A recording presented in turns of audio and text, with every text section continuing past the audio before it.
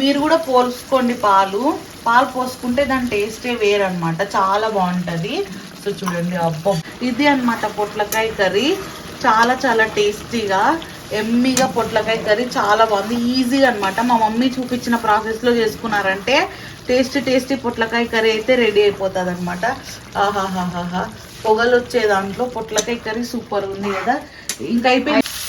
ఆహాహాహాహా, బాగా ఆయిల్లో మగ్గిన పొట్లకాయ, అందులోకి మనం ఇంట్లోనే పట్టించుకున్న మసాలా అంతా వేస్తే ఆ పొట్లకాయ టేస్టే అదిరిపోతుంది అనమాట. సూపర్ ఉంటుంది.